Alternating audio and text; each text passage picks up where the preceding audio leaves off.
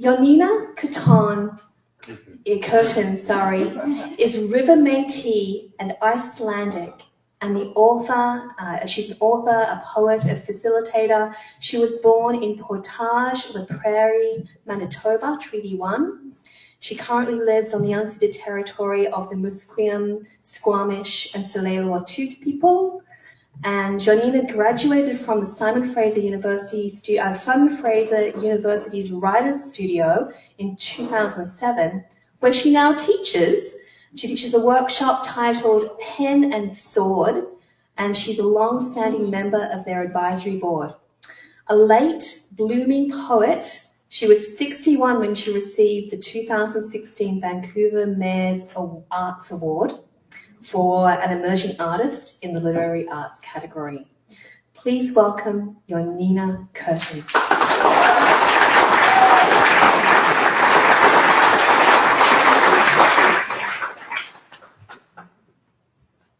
I'm not very good at keeping track of time, so I'm going to use the phone.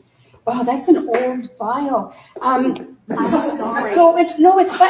kind of like revisiting. Wow, that's my life. Oh, I did do that. I find bios. I wish I could write like a really cheeky one, you know? If anyone wants to help me write my bio and could do it cheeky, just let me know. Yeah. I'm good at cheeky titles. This is called Save Your Prayers, Send Money. My Jehovah's Witness auntie was quite mad at me when she saw that. We had a talk. I explained to her that it's poetry and that it's meant to be poetic and that it's, making fun of don't save all your money. Like if you have money and you could give money or time. It's poetic. She got over it. We've had many discussions over her faith. So it's got four sections. So it's about being unwell, having chronic illness. I've had fibromyalgia, various other things, probably since I was about 50. It started getting bad around 50. I had to leave work.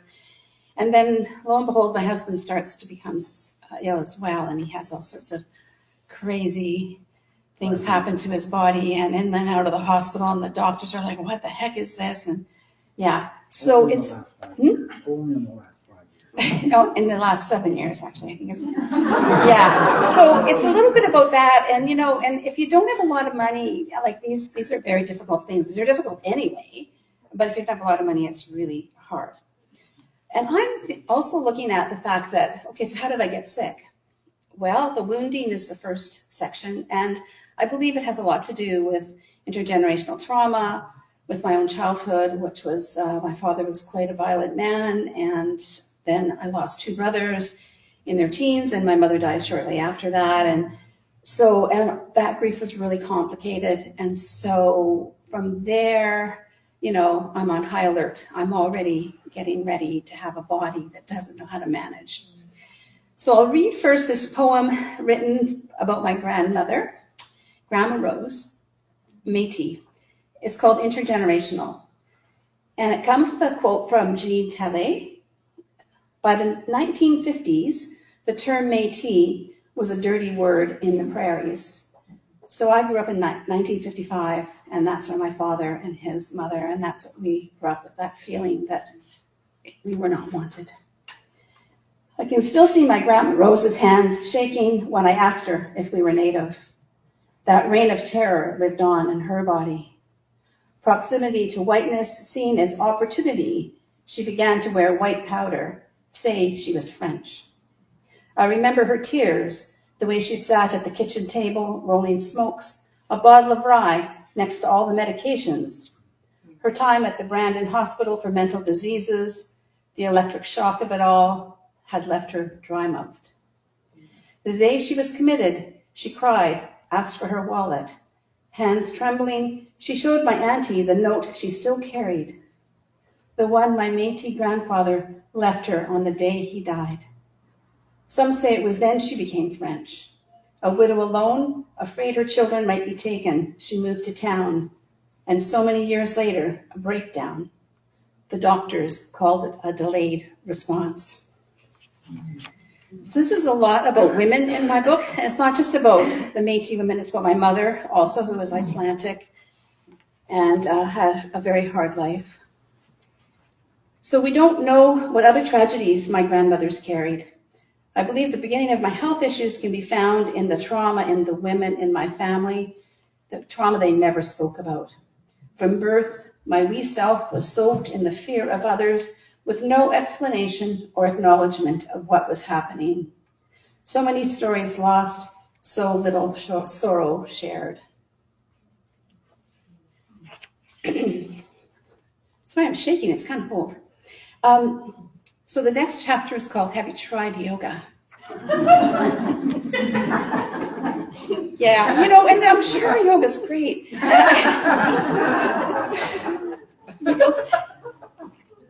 You'll see why it's titled that. This is called It's Complicated. The thirst for honesty became a twinge between bones made brittle by lack. Osteo offered as explanation. Big toe pain, orthotics, feet inflamed, Achilles tendon, calcification in neck, unheard of, or simply rare, no treatment offered. Silenced again and again, making it necessary to swallow big gulps, air bubbles, all that was dismissed, traveling bowels, impacted, until I threw up every day for 30 days. Tests reveal esophagus burning becomes a concern, acute. Diagnosis, misdiagnosis. Something missing stings, shows up in other places. Sores in mouth, places I shall not name. Swelling, so much swelling. Until CBD, an answer to an allergy, expensive. Diets offered as first defense against the enlarging. Next comes the cascade of online suggestions. Have you tried yoga? Lemon cleanses, turmeric, all that. I have a friend who was cured. She saw a shaman in South America. There was a ceremony, ayahuasca, an answer you can't afford. I don't tell them that I once laid in a bed with chakra-colored pen lights created by a man of faith, John of God, celebrated con man, sexual predator, a healer with many followers, desperate to be healed. We all prayed, longed to be made worthy of wellness, so that everyone would know we did try hard enough. So as a woman, your question from day one, right? It's like, so you're questioned around any sort of improprieties that happen to you, like if some man touches you and it's like, oh, your uncle was just kidding around with you, or whatever happens, you're questioned, you're not believed. And then try getting sick and not looking sick. So all again, you're questioned, constantly questioned. Heck, I even have a child with a man who says he's not the dad. It wasn't me. So all my life I've been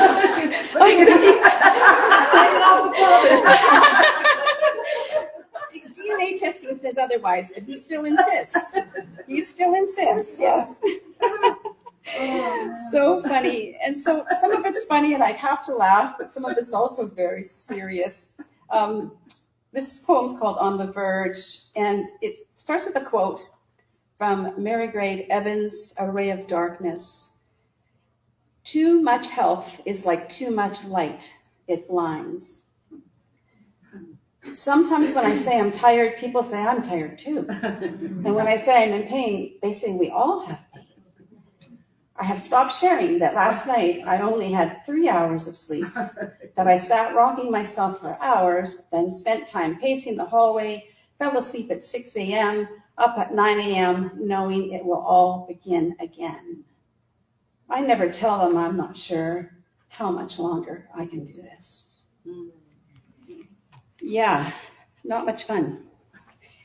But what's interesting is, there's things that are available to us, but, you have to have the money, some of it. But also sorting through all the stuff that, I've tried many, many different things. I could give you a long list. So this is called Life Expectancy and has a quote from Yuval Noah Harari, who wrote Homo Deus. He says, they maintain that anyone possessing a healthy body and a healthy bank account in 2050 will have a serious shot at immortality by cheating death a decade at a time. It's 2025, and the rich are already buying time. They cheat death a decade at a time, while others are consistently considered an unnecessary expense.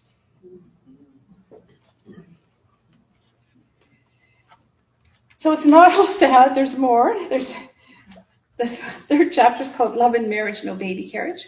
My husband and I met when I was 50 and he was 55. We already had children, so no baby carriage for us.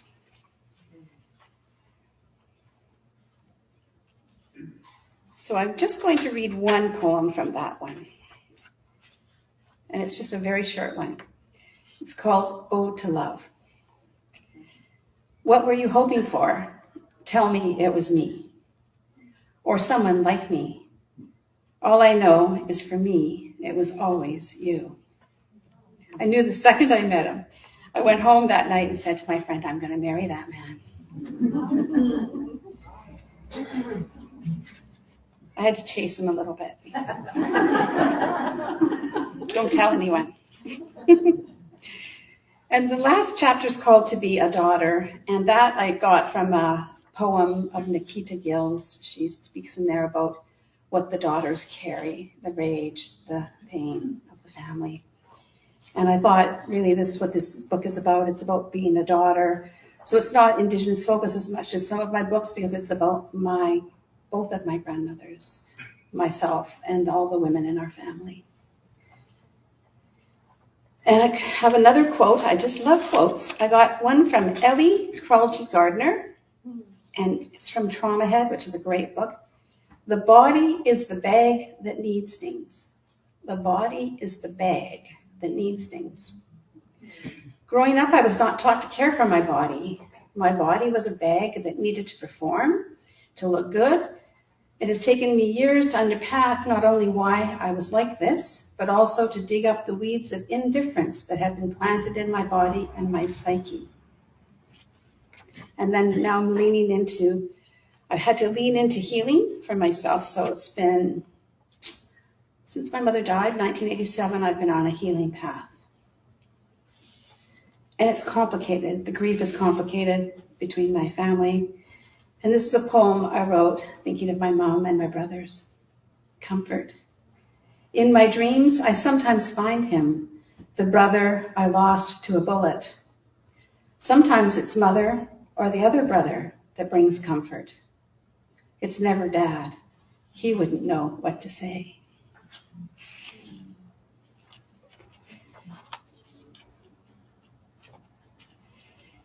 And so I've tried a lot of different modalities of healing, and we'll get into some of that, but I really believe that intuition is a very powerful part of that. So we may not be able to heal completely, but we can certainly maybe improve things or find a way to be with whatever it is that we've been given for our body, the challenges with our bodies. This is called Another Way of Knowing. Women's bodies know the turning. They feel the shifting ground, find ways around it. Women's bodies know the waiting, how time turns on itself. Women's bodies know there is space between one sound and the next. Women's bodies know the night sky, how close we are to the stars, that the ancestors hold us when our mouths form O's.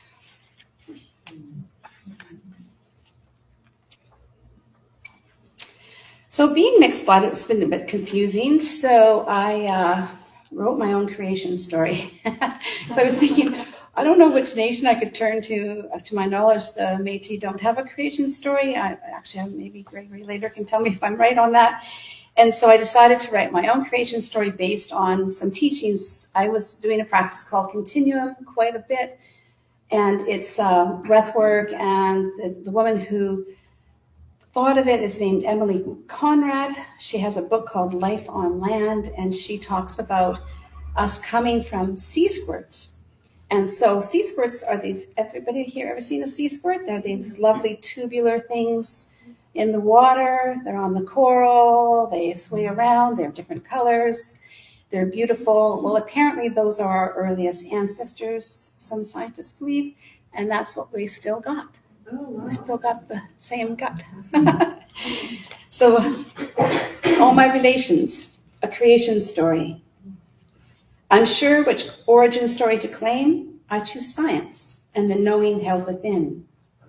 I am water made flesh, a wave rippling through time. This body still undulating remembers all who came before me. Viking shield maidens, buffalo hunters, voyageurs paddling 1 stroke per second. Loud voices spilling a chief into the air. This body contains the vibrations of every language my ancestors spoke. Going back to our beginnings, I learned we come from oceans. We are moving water brought to land. Some would say we have evolved when once we were ceasewords, apertures at either end. We still take sustenance through the pharynx, process it in our digestive system, and out the other end it goes. Once we had few predators and could self-fertilize, and now we are moving water brought to land. Some would say we evolved when once we could clone ourselves, regenerate from fragments.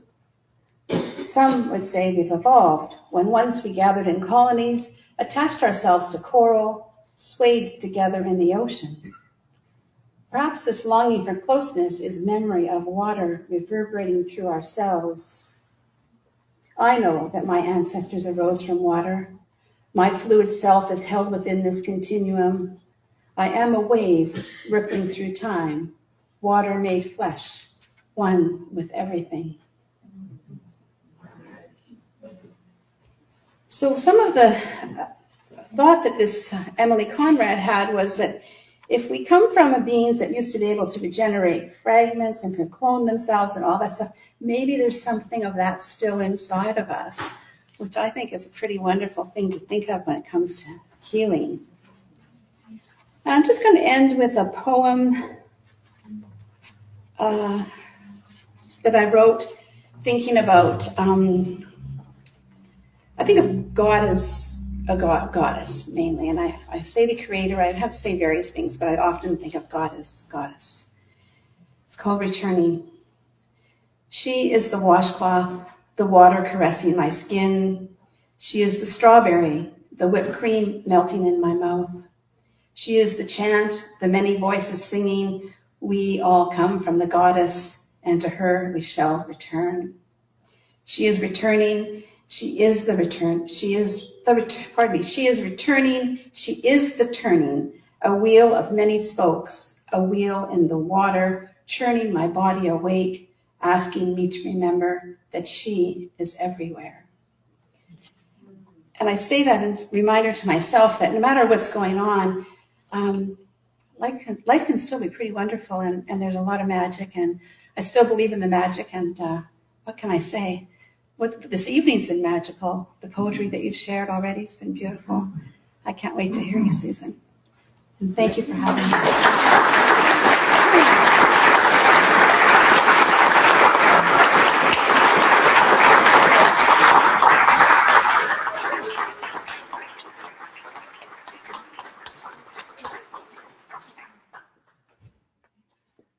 Jónína, that was incredible. Thank you so much. That was so moving. Thank you. Thank you very much. Wow.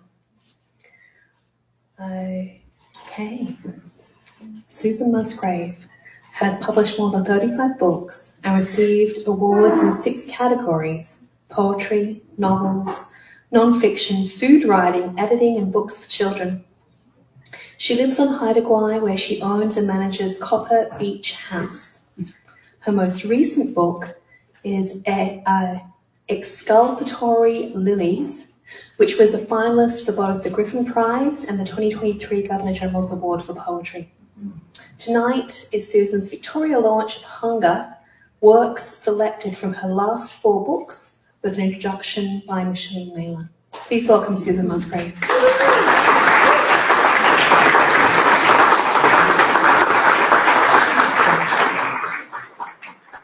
Thank you very much. I keep seeing people I know in the audience. It's quite disconcerting. I told my family, don't come. I don't like it when there are people I know in the audience. So it's hard to get away from Victoria. It's actually lovely. I want you to know that I think that the word yoga was invented to annoy me, so I'm with you there. I do have very good friends who do it, but no. And thank you to all the people who read at the open mic. I know that it's how nerve-wracking it is for many people to get up. And if something, I loved your performance, Janet, but one day you'll tell stories about it when you've read poetry a lot. I once got up in Toronto to read and realized my dress was on inside out. So it happens to all of us, and you just, I don't think anyone else noticed, but once you notice, then it's uncomfortable. Anyway, so one of my favorite quotations, one I live my life by, is Mark Twain, who said that I've suffered many catastrophes in my life. Most of them have never happened. And every time I board a plane, I have to remind myself of this, because I'm not a happy flyer, even though I do it all the time. But when I left Masset last week, the plane, everybody got off, and then somehow the door closed, and it looked like they were going to take off with us out on, which wouldn't be unusual for Masset because these things happen. But so I talked to the woman behind the counter. She said, "Oh, there's a small technical problem." Well, I don't know if any problem with a plane is small. In my mind, it isn't.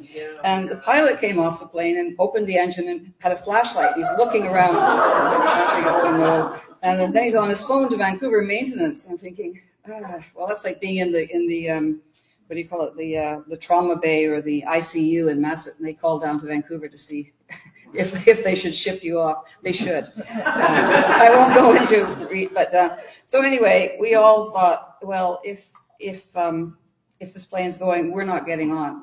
We all rebelled, but they canceled it, so I had to wait. But so every time I fly, I go through the same thing. This is a poem called Momentary Resurrection. I am dressing to die, is what I tell myself as I choose the clothes I'd feel comfortable enough to be cremated in. My threadbare cashmere sweater, lucky jeans, red leather boots, the morning I'm scheduled to fly out of Masset on Pacific Coastal. It might be the last time I pull on the pair of gray lambswool socks I bought last year in Cork.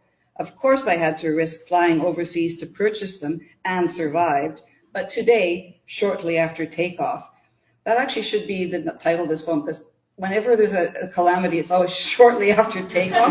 So I hate it when the pilot comes on shortly after takeoff, and then he tells you what's going to be happening. But anyway, so that might be I'm still working on this poem, so that might be the title. Shortly after takeoff, I imagine my feet still cozied up inside these breathable Irish ultra soft socks, separated from the rest of my body. I see my head severed too, and it brings to mind the 6 million skulls in the catacombs of Paris, all once filled with a mortal longing, the kind I am having now, as I gaze out over the mountains and see my life come asunder, my international jet-setting body scattered along the Pacific coastal range. But then we land in Vancouver. Even though I believed I would welcome the end, I am relieved to be alive. There must be one thing left for me to achieve, something so impossible it makes me forget that if a Netflix exclusive were to be streamed about my life, someone will be devouring popcorn as I die.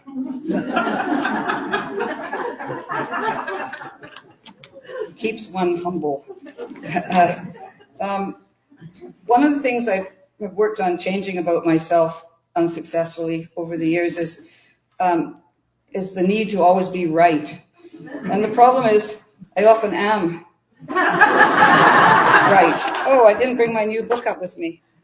There it is. See?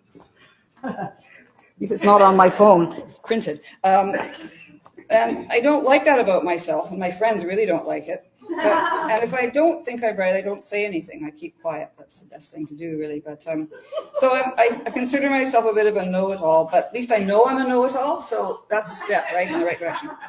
And this is a poem called The Truth. Oh, shoot. I had it all organized. Okay, The Truth, page 40. That's the problem with the new book. Here it is. The hitchhiker I picked up a mile outside of Masset claimed he'd been enlightened by buttercups. so many that to stare at them too hard would have induced blindness. All day he had meditated by the ditch, and the moment I pulled over in my Jeep Cherokee, he knew he'd been blessed. He'd been waiting his whole life for someone like me. It crossed my mind to tell him those weren't dandelions, they were buttercups. But how pleased I am with myself, I refrained. It's probably the one time when I haven't corrected somebody. I don't know why. I suppose he might have then gone on to tell somebody else they were buttercups, and I should have told him the truth, but he's going to find out somehow, somewhere. This is a poem for anyone who's been a mother or a father, called Black Joy. I planted tulips in the fall, black tulips, signifying devotion to a loved one. I will never be ashamed of loving you the way I did.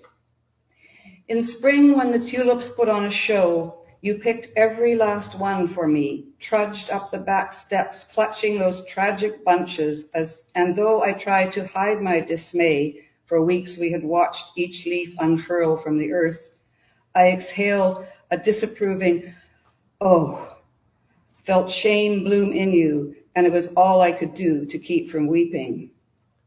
Now when the tulips are in lovely riot, I wonder why I couldn't have said, as we filled each vase with fistfuls of black joy, I cherish you.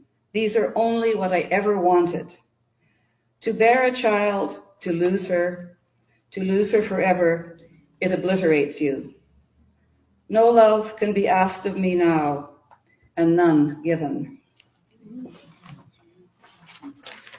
Well, all my poems contradict one another. This is a poem for someone I've loved for many, many years, and I am grateful to this person for making me realize that I totally am capable of giving and receiving love, even though I tell myself I'm not. And the poem is set right across the street. It was set in the Dutch bakery, and finished in the west of Ireland in November in Ballynahinch Castle. It's called Imagine. You were letting me go.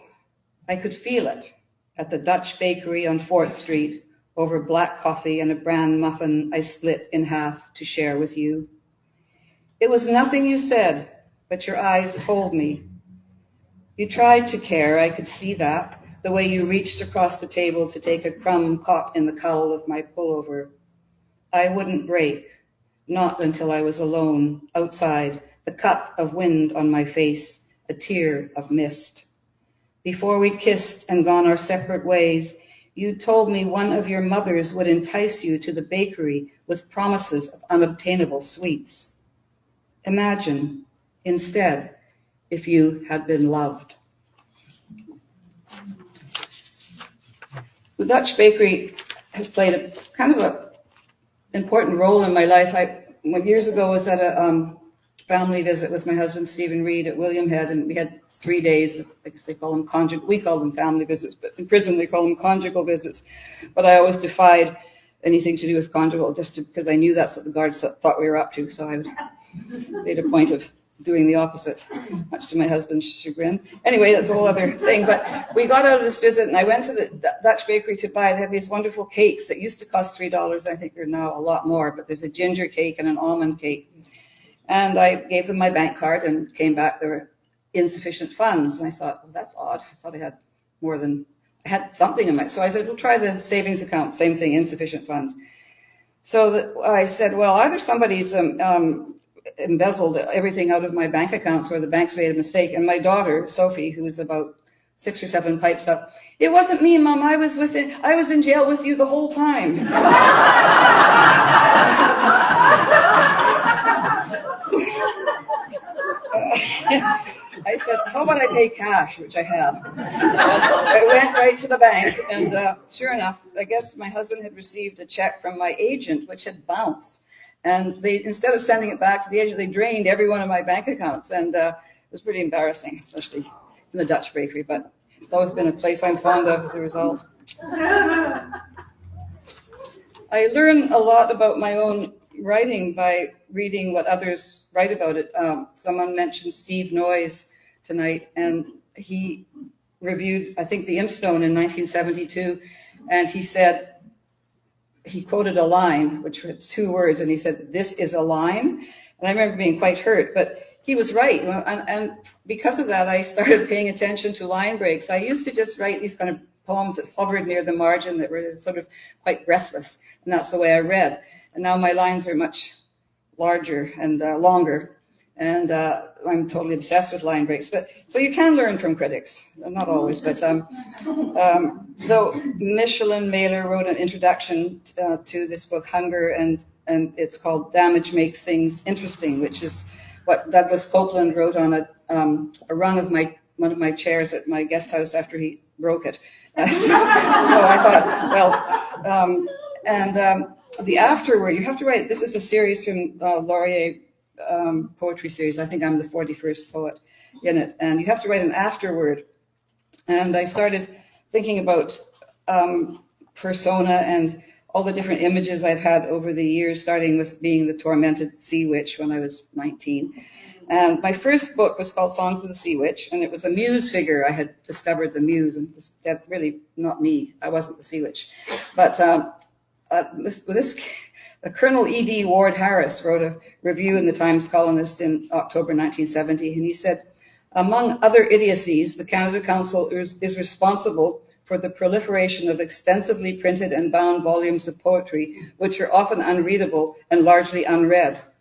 One such volume of rubbish is Songs of the Sea Witch by Susan Musgrave, a 19-year-old roamer who seems to see herself as the resident poet of Long Beach." Well, I actually sued him for that because there were problems with sanitation at that point at Rhett Beach. I didn't want to be associated, and they settled out of court. But I was married to a criminal lawyer, so I had to sort of. But anyway.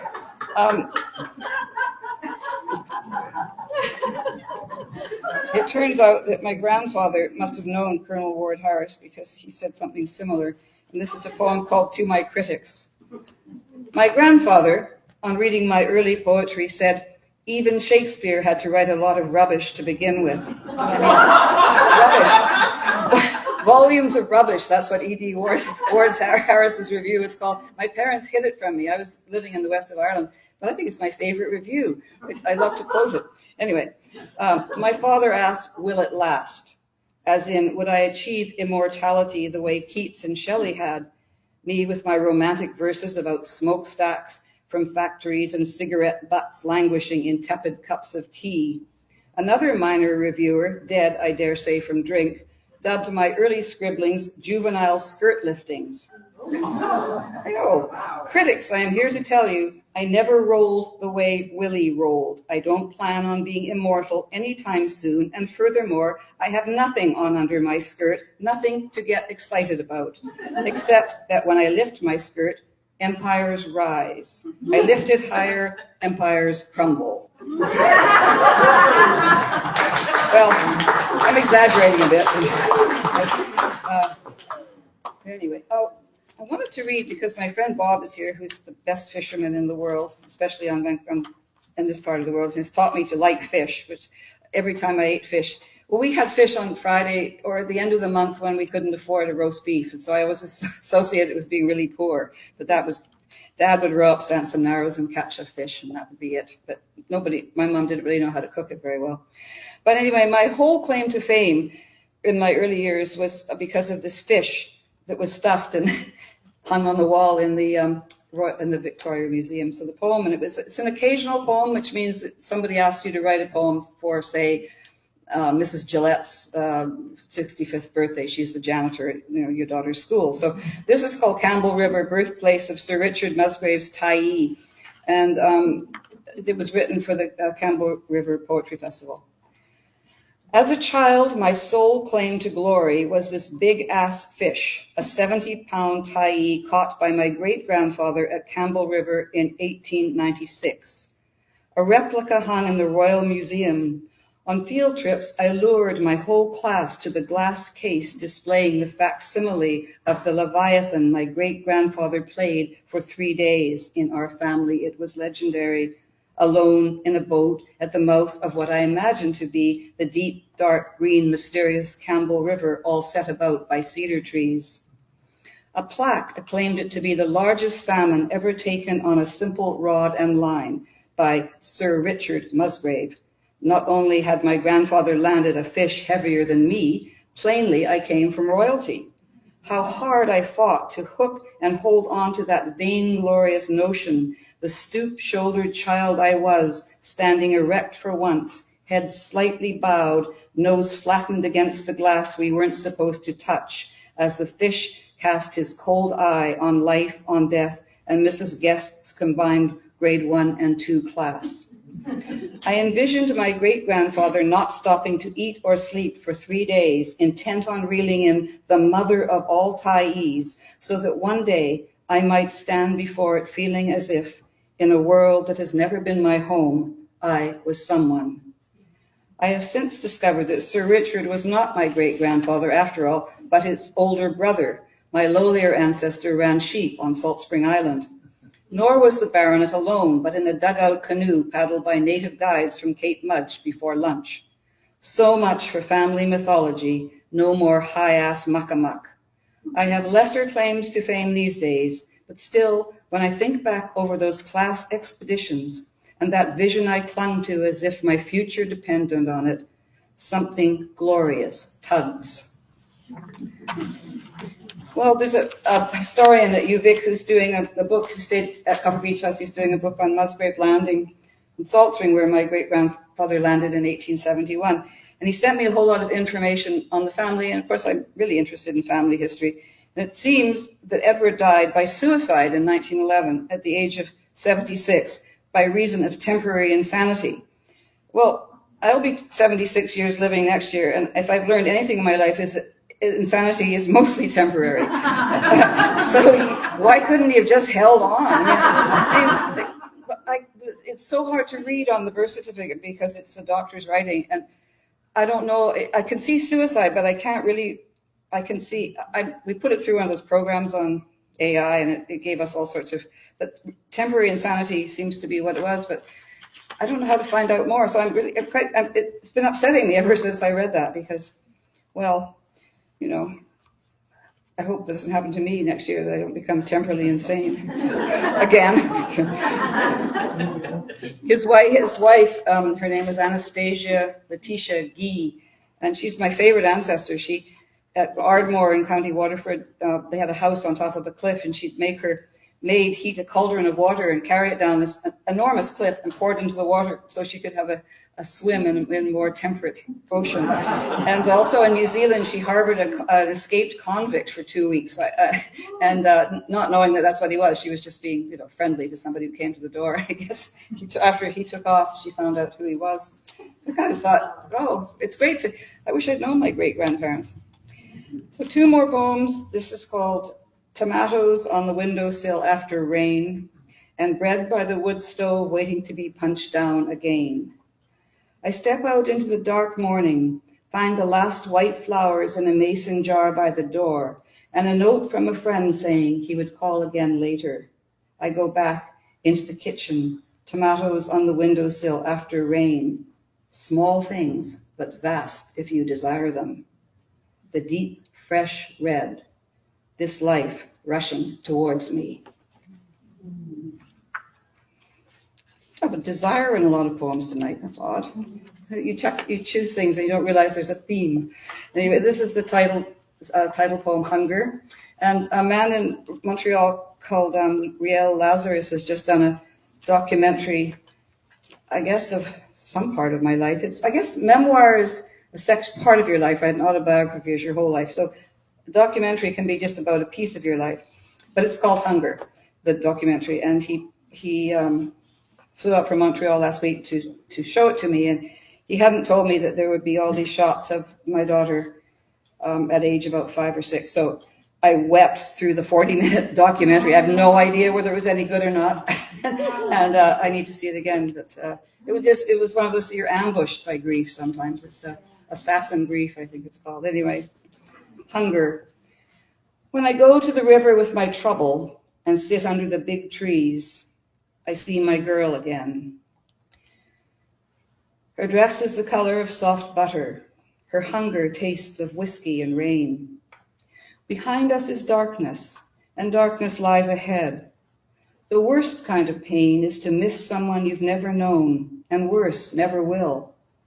The emptiest days are loveliest. Only people with desires can be fooled, and I have none. Thank you very much.